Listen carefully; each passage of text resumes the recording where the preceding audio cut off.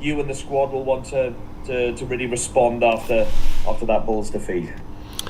Yeah, look, the manner of it as well was pretty. We got sort of a massive shock at the start of the game. And we've unpicked that as a team to take the learnings from it. We've contributed a lot to our own downfall actually, and that's the disappointing thing. But there's no point in dwelling on it. We've got to look at the things that we can do better. We've got to look at the skill sets, the decisions, all of the things you'd expect a good organisation to do, and try not to replicate them again. Because the difficult thing is, the Bulls are right up there. If you think about people you would right at the start of the season, you go, right, well, who are the favourites to win it? You're going to look at Bulls and you're going to look at Leinster, right, in particular.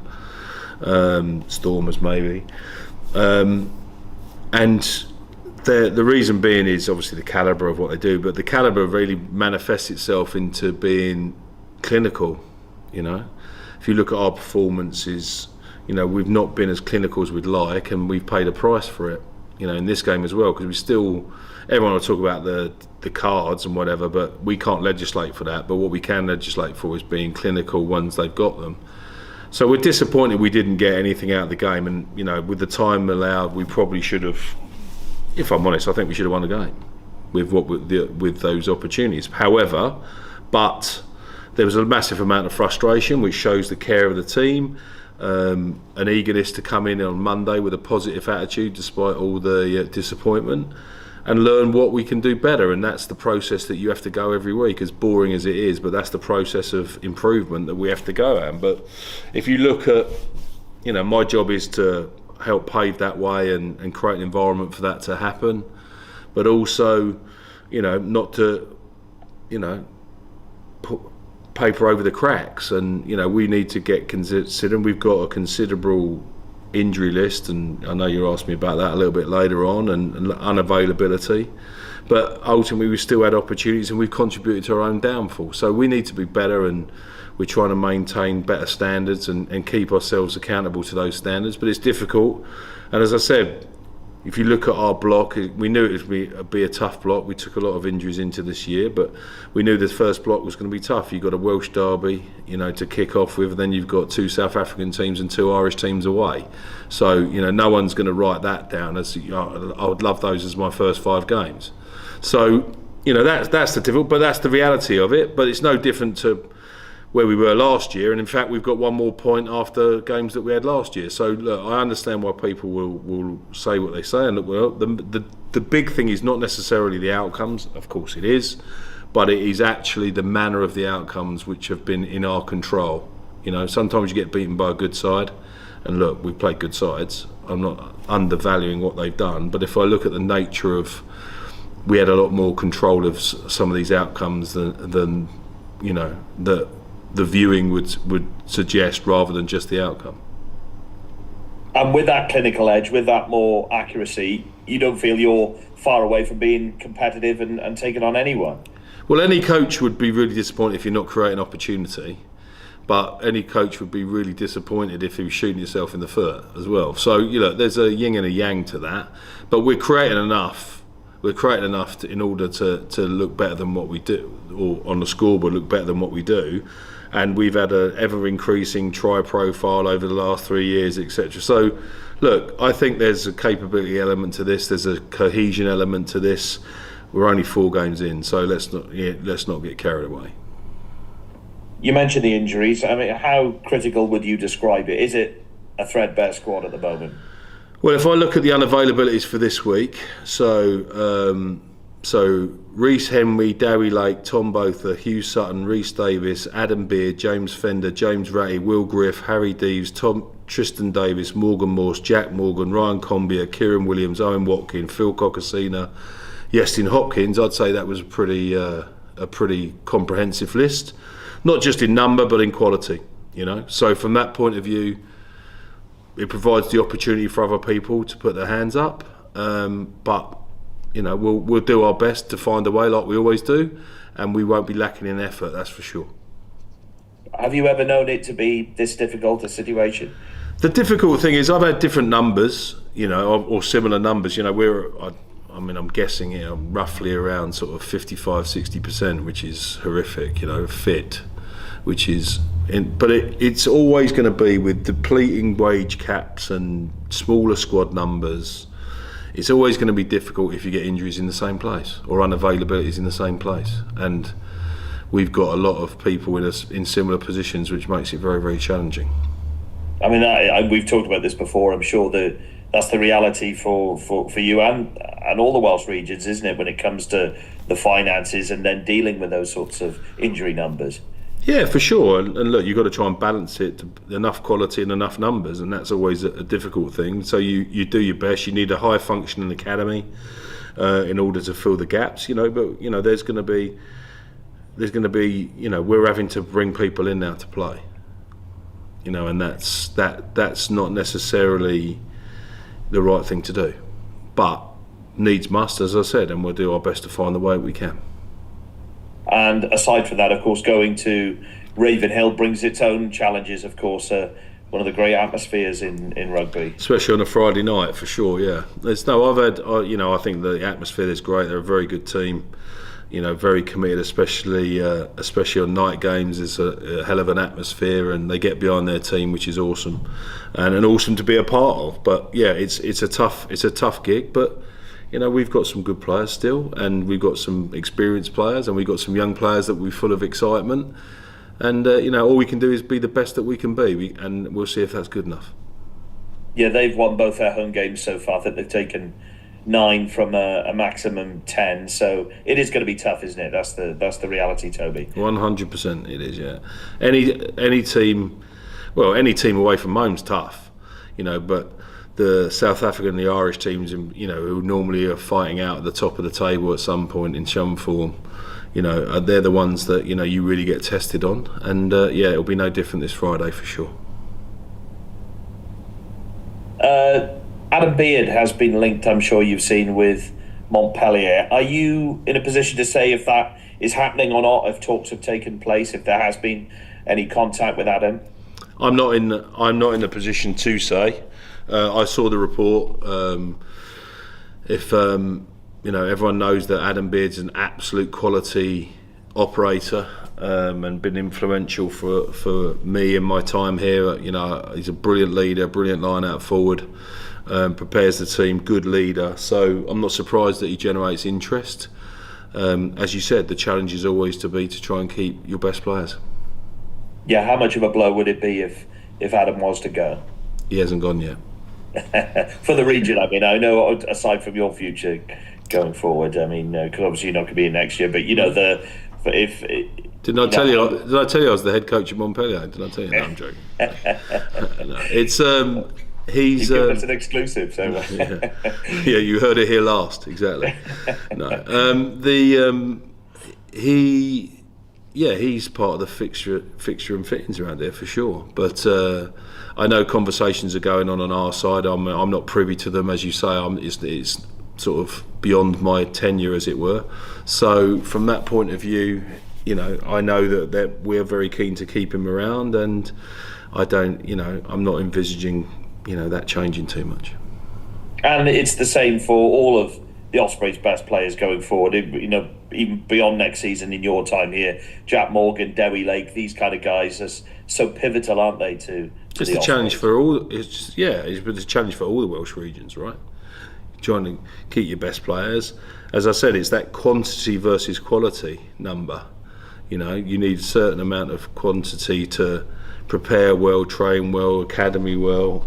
All of those and levels of expenditure and resources that requires to produce good players and help players develop, and enough quality to be able to compete with the very best. We obviously muscled into the top 8 last year for the first time, and made progress in Europe again and won European knockout games. So we've probably got that balance right. But what you can't legislate for is, it's not necessarily your Adam Beards, it's the other people you've got around them, and if you haven't got that quality around them, or a lack of quality or a lack of numbers around them, no. Why do we love rugby? We love rugby because it's such a team game, and there's 15 of you that do what they have to do, and one individual doesn't make it. But the more quality you've got in each position, the better your chances for sure. Toby, thanks very much. Good luck for Friday. Thank you very much. Cheers. Hi Toby, just picking up on that long list of injured players you gave, which, as you said, is quite comprehensive. Did I hear you right with the percentage? Did you say 50% of your squad are currently not fit? No, not 50. No, I said I think we're running around. It depends on what metric you use, and for example, if you include academy players in it, because they all fit into different brackets, right? So you have senior players, academy players, transition players, and we coach a lot of ours together. So we are probably about 60% fit as a group. Right. So that would be the injured players. 40%. Amount to about 40%. Yeah. Yeah. How does that is that a metric that's going up season by season? The average is 22. Yeah, I thought it was a lot lower than that. No. So what's happening? Collision basically, and this is the hidden stuff around not having bigger squads. I remember speaking to Jake White. He's got a squad of like 62 or something like that. We've got like 36. Yeah. And look, you have to legislate for international players away and bits and pieces. It's a different metric, a different dynamic, of course. Because they play in international windows and we don't, so a little bit more than we do. So those things are difficult to balance out. But as I said, everyone is doing that sort of quantity quality balance. But if you get injuries in the same position, then you're going to struggle for sure. Right. Sorry, I didn't answer your question well enough. The other side of it is, if you've got smaller numbers, you put more load through the same people. Yeah. So it's not just a injury unavailable. You're putting lots more minutes, into the same people, because you have a reliance on them. So that doesn't allow you to freshen people up quite as much as you'd like, or manipulate their time to be optimal sometimes. Yeah. Does that mean you're playing young players who perhaps are not quite ready for that load, as you put it? I think our job is to make them ready for the load. I don't think, I'm not going to put a player out there I don't think is physically, is not physically able to be out there. You think about young front rowers as a great example. You're never going to put some of those out there because it's just because you need a number. You go with one less and go uncontestable scrums for sure. So you have a duty of care as a coach to make sure that's not happening. But in relation to where it does manifest itself sometimes is, you probably want to be able to put people in, let them recover, for a couple of weeks, then take them out or get them ready. We obviously use the Super Rugby stuff. We've got youngsters playing out, and that's the bridge, if you like, into the URC teams and bits and pieces. But sometimes those things get accelerated, and that's not perfect, but it's not a perfect world that we're operating in. But you're always going to put the health and safety of the player first. Right.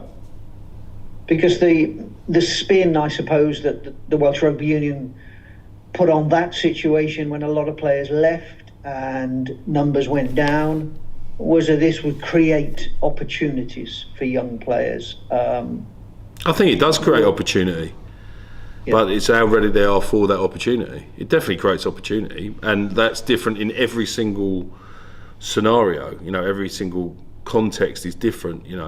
If you're talking about your second choice, number 6 compared to your fourth choice, it's a different conversation. So it's a very it's a dangerous thing to just give it one broad brushstroke across it to go, oh, it's this or it's that. It's all contextual driven, as you'd imagine. Right. There's a Wales squad announced on Monday next week. Are you expecting a big representation? With that injury list, not as many as I would normally get. I think there's going to be a bit. I think we've not had, a massive amount of dialogue around that, and I think I was just speaking. Rob Howley's in today, and I was talking to him, and he said that they're meeting up on Friday to discuss that side of things. So, look, we've had some people play pretty well, which is good, and we've got some known international players, which are also, you'd expect them to continue. So, yeah, I think if we'd have been a bit more healthier, I think we might have had a bit more representation for sure. Right. Do you foresee a bit of freshness in that squad, perhaps? I don't know. I'm not picking it. I'm not. Right. To be fair, I mean, bar the Dragons in week 1, which is all pre-season, I've not watched, the other regions in that way. I've obviously been interested in what I'm not. When you watch a player or you watch players, it's a different scenario because you're looking to select them for your team. It's a bit like any form of recruitment. So, look, I understand that there's been some good form players in other regions, and what you want is healthy competition to get the best people. Yeah, and you made the point that the South African teams play through their international calendar. Have we got that situation right? Is it right that you kind of have a month of downtime through November? Yeah, I think with the numbers you got, absolutely, you need recovery time for sure, and development time. Those young players you talk about, that's the windows we use to try and get them further down the track. The difference is with South Africa, they've just got such a volume of players. Everyone talks about budgets, and it's not just about budgets, it's actually about feet, boots on the ground, as it were. So they have, the cost of living is different, so comparing budgets is not always the right metric to use, but actually the metric is squad depth and squad quality and squad numbers. We go over, to give you an example, we go over and obviously started Stellenbosch, and Paul Roos, the school there, is a massive rugby players school where Toby Booth went, and we're there on a Wednesday, and you see over 500 children playing rugby on one day between 2 schools. That's that's just probability. Even with average coaching, that's probability. So from that point of view, I think we just have to, from ourselves, we have to find out what the Welsh way is and what works for the Welsh way, and all part of these agreements that are being sort of drawn up now are obviously measures to try and get to that. Yeah. Just lastly, Toby, you mentioned that Rob Howley's in today. Can you give us a bit of an insight as to how that relationship looks at the moment between the regional coaches and the national coaches? Is it good? Is it bad? Is it getting better? Oh, they've definitely been in more. I think Rob was in, and Jonathan Humphreys and Alex King were in on Monday, and Mike Forshaw was in prior to that. So they're certainly around, and I know they're having discussions with our coaches, on a regular basis and discussing players. So that can only be a good thing.